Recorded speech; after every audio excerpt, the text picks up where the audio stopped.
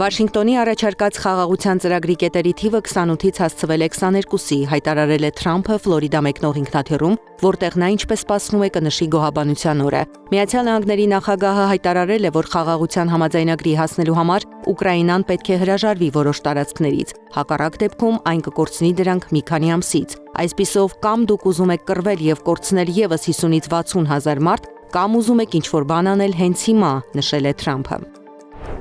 Թրամփի պլանն ունենք, բայց այն ստացել ենք ոչ պաշտոնական խողովակներով, այն պաշտոնապես մեզ չի փոխանցվել, հայտարարել է Ռուսաստանի արտգործնախարար Սերգեյ Լավրովը։ Չնայած դրան, Մոսկվան պատրաստ է քննարկել կոնկրետ ձևակերպումները, ասել է նա։ Լավրովի խոսքով Մոսկվան ակնկալում է, որ Միացյալ Նահանգները կտեղեկացնի իրեն Ուկրաինայի հետ բանակցությունների արդյունքների մասին։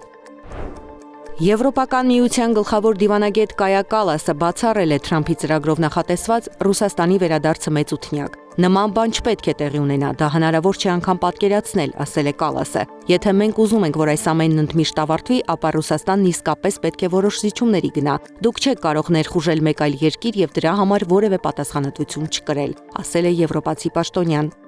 Միայն եվրոպացիներն իրավունք ունեն որոշելու, թե ինչ կլինի Եվրոպայի ձեռքում գտնվող ռուսական սառեցված ակտիվների հետ։ Այս մասին էլ հայտարարել է Ֆրանսիայի նախագահը։ Մակրոնը նշել է, որ Եվրամիությունն ու Կիևը չպետք է ընդունեն Թրամփի ծրագրի նախնական տարբերակը։ Եթե եվրոպացիները չեն ցանկանում պիտակավորվել որպես եվրագողեր, պետք է վերադարձնեն ռուսական ակտիվները, հայտարարել է Մարիա Զախարովան։ Միայն Ռուսաստանն իրավունք ունի որոշելու, թե ինչ կլինի ռուսական ակտիվների հետ, նշել է Ռուսաստանի արտգործնախարարության խոսնակը։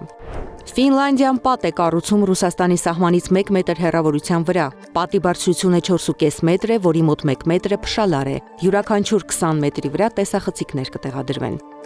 Ֆրանսիայի ոստիկանությունը Լուվրի կողոպուտի գործով նախորդին 4 մարդու է ձերբակալել։ Նրանցից 2-ը կին են 31 եւ 40 տարեկան։ Ձերբակալված տղամարդիկ 38 եւ 39 տարեկան են։ Նրանք դեռևս չեն հարձակումվել։ Ջրհեղեղի պատճառով Թայլանդի բնակիչները ստիպված են ակրոբատների պես լարերի վրայով տեղաշարժվել։ Երկրի որոշ վայրերում ջրի մակարդակը հասնում է 3 մետրի։ Հեղեղվել է 130,000 տուն, գրանցվել են զոհեր։ Զարա Սարգսյան, Նոնա Գևորգյան, ABC Media։